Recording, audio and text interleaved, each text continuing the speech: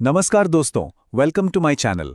इस चैनल पर हम बात करते हैं personal finance, mutual funds, tax planning और स्मार्ट इन्वेस्टिंग की सिंपल हिंदी में, बिना हाइप और बिना कंफ्यूजन। अगर आप सही और भरोसेमंद फाइनेंस नॉलेज चाहते हैं तो वीडियो को लाइक एंड चैनल को अभी सब्सक्राइब कर लीजिए।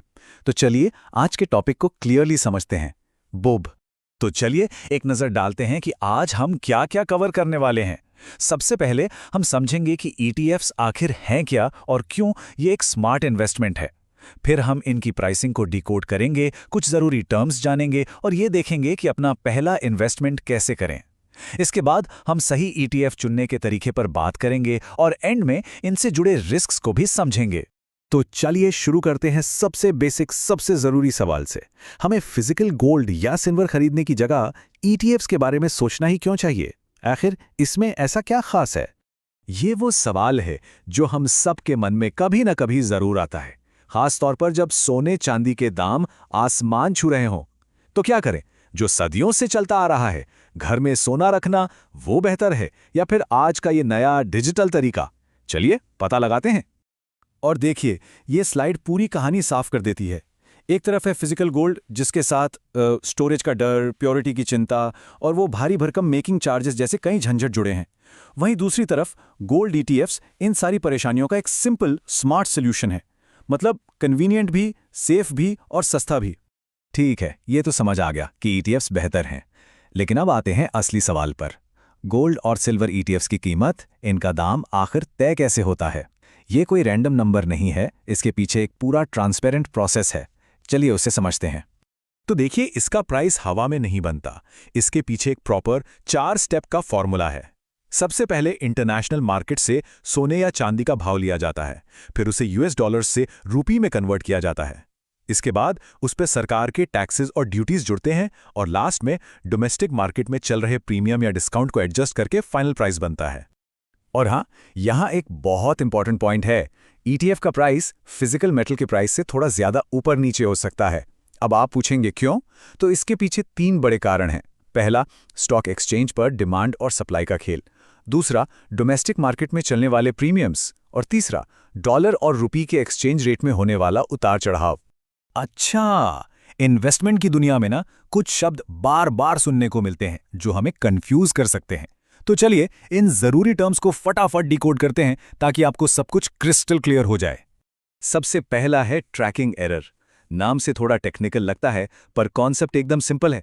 बेसिकली ये बताता है कि कोई ईटीएफ सोने या चांदी के एक्चुअल प्राइस को कितनी सटीकता से कॉपी कर रहा है। सीधा सा नियम है, ट्रैकिंग एरर जितना कम हो, ईटीएफ उतना ही अच्छा माना जाता है। अगला टर्म है AUM, यानी एसेट्स अंडर मैनेजमेंट।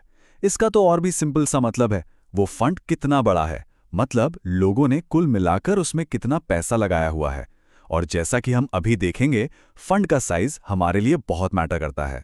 तो अब सवाल उठता है कि फंड के बड़े होने से हमें क्या फायदा? देखिए, जिस फंड का AUM ज्यादा होता है ना, उसमें खरीदने बेचने वाले लोग भी ज्यादा होते हैं।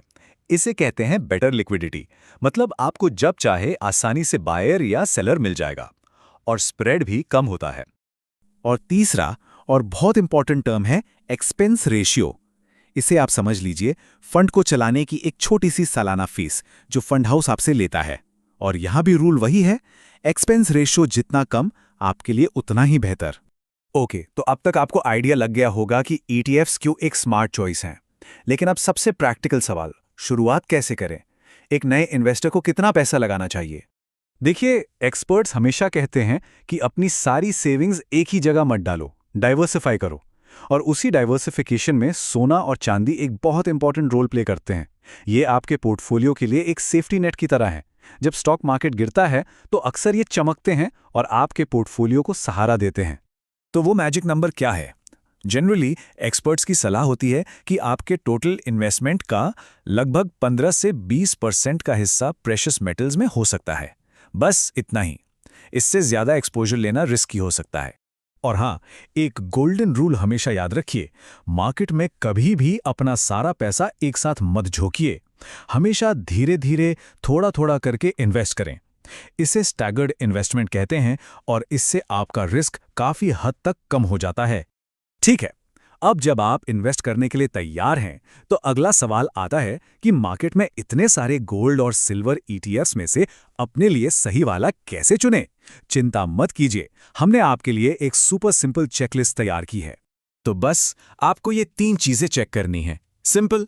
नंबर 1, ट्रैकिंग एरर कम से कम हो। नंबर 2, एक्सपेंस रेशियो भी कम हो। और नंबर 3, AUM या लिक्विडिटी, मतलब फंड का साइज ज्यादा हो। That's it. इन 3 पॉइंट्स के बेसिस पर आप एक अच्छा ETF चुन सकते हैं। देखिए, जहां रिटर्न है वहां रिस्क भी है, ये मार्केट का नियम है। तो एक स्मार्ट इन्वेस्टर वही है जो इन्वेस्ट करने से पहले उससे जुड़े रिस्क को भी ठीक से समझ ले। तो गोल्ड सिल्वर ETFs में क्या रिस्क है? सबसे बड़ा है ऑफ कोर्स प्राइस का उतार चढ़ाव, जो ग्लोबल फैक्टर्स पर डिपेंड करता है। फिर डॉलर रुपी का रेट भी आपके रिटर्न्स पर असर डालता है।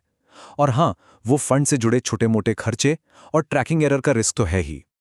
और अब आते हैं उस सबसे बड़े सवाल पर जो हर नए इन्वेस्टर के मन में डर पैदा करता है। क्या मेरा सारा पैसा डूब सकता है? क्या ये इन्वेस्टमेंट जीरो हो सकता है? तो इसका सीधा और साफ जवाब है नहीं।